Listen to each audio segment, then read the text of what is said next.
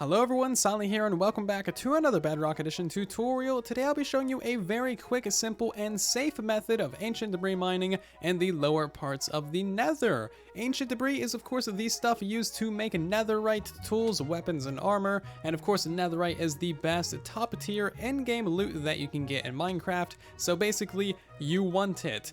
This method is extremely safe and cheap. It's very good for the early game as it doesn't require you to have much progress or materials in your world, and overall it's a very straightforward and simple thing to do. Hopefully this method works very well for you and helps you get a lot of netherite in your Minecraft worlds.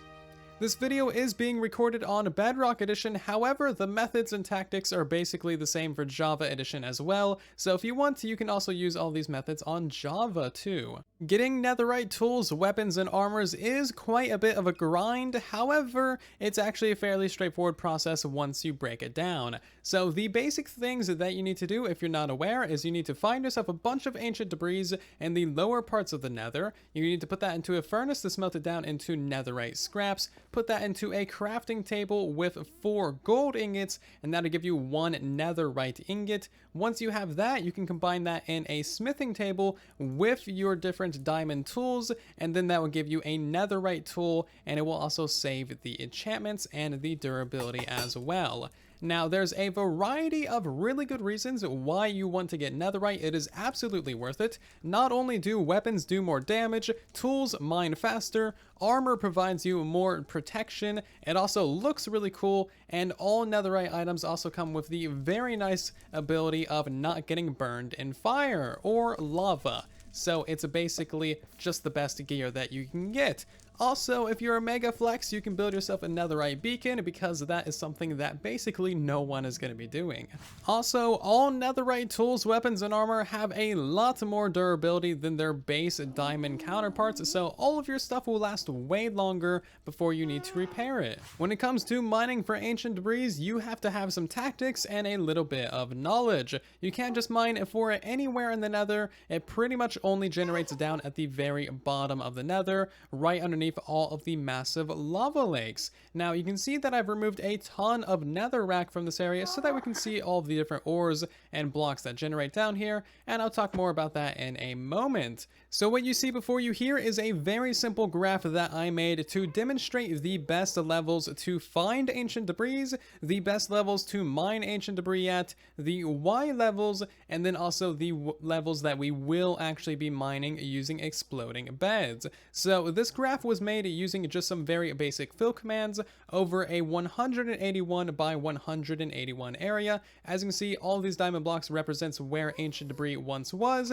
which makes it very easy to see the distribution. As you can see, it is very, very rare. So here is the little legend for this graph to the side. It's basically exactly what I just said. And to read this, this is basically the Y level on the gold blocks, and this is the amount of ancient debris that we found within that 181 by 181 area. Now, I conducted this test multiple times across different parts of the nether, and the numbers were all very, very similar within just a couple of each other. So this is legitimately the true distribution of ancient debris throughout the nether. So as you can see on screen right now, there is a pretty clear pattern and where the ancient debris generated the most. The best areas to find ancient debris in the nether is anywhere from Y level 8 all the way up to Y level 17. You'll get a ton of ancient debris in those areas. It's actually very convenient. It is double convenient because it is located just a few blocks underneath all of the huge,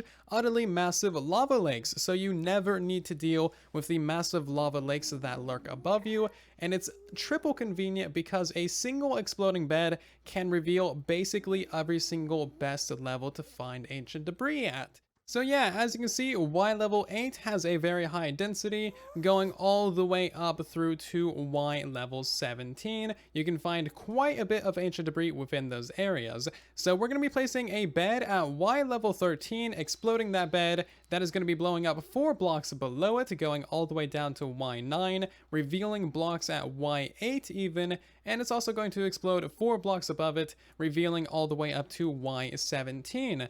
And while we're here, we did also conduct these tests on Java Edition as well, and it turns out that the distribution of ancient debris is actually quite a bit different. There is a lot less ancient debris on Java Edition, and it stops generating a whole lot sooner than it does on Bedrock Edition. So these are the optimal levels to find ancient debris on Java, basically anywhere from 12 up to 17, placing your bed at Y level 16, just in case you are curious. I'm wondering if that is a result of the test or if it's a legitimate world generation change between the two versions. And the final thing to mention before we actually get into the mining session, we have 4 different ways to make explosions easily in this game: TNT minecarts, TNT beds, and of course end crystals. Here you can see the number of blocks that each of these blows up. So a TNT minecart will explode 104 netherrack, TNT does 264, a bed does 470, and of course an ender crystal does 650. All of these things are extremely expensive except the beds, which you can get a whole lot of very, very easily with nothing but a sheep farm. Of course, when you click on these in the nether or the end dimension, they blow up, they do a lot of damage, and it is absolutely perfect for finding ancient debris. I know what you're probably thinking, but you are wrong. Ancient debris is completely blast resistant to beds. As you can see, we're blowing up many, many beds right next to the stuff, and it is completely blast resistant. So you don't have to worry about blowing the stuff up. And now it's time that we finally get to mining ourselves some ancient debris. So all you'll need for this is some decent armor. If you want, you don't even really need it. If you're going no armor, make sure that you have some fire resistance potions, that way you don't die from fire. Also make sure to wear at least some gold armor, that way piglins don't attack you on sight. You will need a diamond pickaxe, so that way you can actually mine the ancient debris. It does require diamonds, and you will also need efficiency too if you want to instant mine the netherrack. Finally, you'll just need a few stacks of wool and a few stacks of planks. That'll make you all the beds that you could ever need, and these things will last a very long time. If you have the resources, getting yourself a respawn anchor in your mines is a very good idea, just in case you end up dying from a bed or from fire. Also, make sure that you bring a shovel with you. There is a surprising amount of gravel in the nether now. Seriously, it is way too much gravel. Bring a shovel, otherwise you're going to go insane and you're going to start placing down beds just to get rid of the gravel. So basically all you need to do is make yourself a standard strip mine tunnel going 2 blocks tall and make that as long as you like.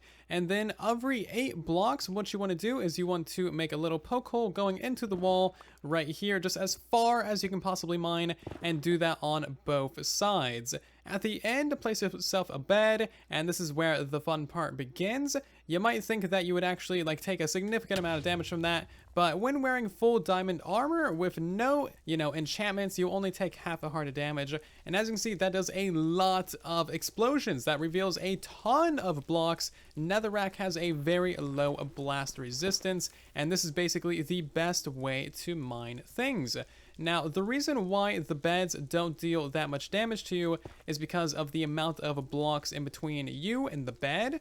The explosion actually centralizes from the pillow of the bed, so it has to go through all of this netherrack to actually hit you first. As you can see, it's not really that big of a deal. And on the second bed, we found ourselves our first piece of ancient debris.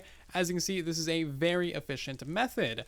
Now, of course, the environmental cost is quite high, but this is literal hell. I don't think anyone actually cares if you go ahead and ruin hell, so please blow it up as much as you want. So if you have coordinates enabled, basically just go an extra 8 blocks forward. This time we're going to be going all the way to 29. Mine out that way, mine out that way, place down yourself a bed, put out the fire if there is any, put down a bed over here, explodify that one. As you can see, we got another piece of ancient debris, and this time we're going to be going all the way to 37. Rinse and repeat this process as many times as you like, and that is really all there is to it. Now, if you want to, you could mine out all these holes first and then come back through and explodify it all afterwards, and that might be the most efficient way. So this method, of course, also combines strip mining, and there is the very distinct possibility that as you're making this tunnel, you'll find some ancient debris, like how we have right here, and also as you're making the poke holes for the beds, you might also find some ancient debris there. Seriously, none of this is faked. All of this ancient debris is actually legit. There's another one. There is seriously so much. Due to how we're spacing the beds, you will basically have a completely clear line of mined out blocks going all the way down, so that is revealing a ton of blocks. The only real ones that you'll have left over is little pillars to either side of the walkway. However, all of these blocks have already been revealed. There's a very tiny chance of there actually being like an ancient debris hiding within these pillars, so you don't need to worry about that. So we just went down about 60 blocks. We used 14 beds and we found 12 ancient debris. That is enough for 3 netherite ingots, enough for 3 netherite tools, weapons, or pieces of armor. As you can see, this works really, really well. So chances are you probably don't want to make this hundreds of blocks long. So what I would recommend having is a central tunnel for all of your other offshoots, and then make your little offshoots 16 blocks apart. So this would be block number 1 right here, and then this over here would be block number 16. Of course, once you get in here, start placing your beds 8 blocks apart. As you can see, I already placed one right here. It reveals well through to the other side. We can place another one right there, do the same method, put out the fire, and see if we have even more ancient debris. So this is a very flexible method. You can do this as much as you want, very easily clearing out hundreds and hundreds of blocks in the nether. And honestly, I love it. It is fantastic. It's also really, really fun. Like, it's so good. Of course, as you're doing this, make sure to clear out the lava sources. Not only is it dangerous and will kill you very, very quickly, but it can also be hiding pieces of ancient debris as well. That time, we used another 14 beds and got 7 more pieces of ancient debris. So as you can see, it is a very simple yet very powerful method. Honestly, it's so straightforward that you yourself could probably figure it out just after a few hours of messing around and figuring out how these things work. So to give you a little overview of what your mining network should look like, I would recommend having a 3x3 or more central tunnel, possibly with a rail line going down the center, and then off of these would be your offshoots, and then every 8 blocks you would have your bed placed at your head height, and that would explode all of this area in between your little offshoots. So of course you can make your central tunnel as long as you want, a couple hundred blocks long or whatever, and then each of your offshoots can be as long as you like as well. Each of your beds will clear out a massive area around them. You'll find tons and tons of ancient debris, and as long as you build your central tunnel at Y level 12, then you will get the most debris that you can. If you have any questions, comments, or concerns, then of course let me know in the comment section down below. I'm always trying to help you guys out as best as I possibly can. I do really hope that this method helps you out a ton in your Minecraft worlds. This is seriously a very good way of getting ancient debris. It's going to get you a lot of netherite, and it's going to make it so that you have the best tools, weapons, and armor that you possibly can. So if you did enjoy today's tutorial, then of course make sure to leave a like on the video. It helps out the video and the channel significantly. If you are new here, then of course make sure to subscribe so that you don't miss more tutorials like this in the future. And I will see you all down in the comment section and in the next one. Thank you again for watching. And then there was silence.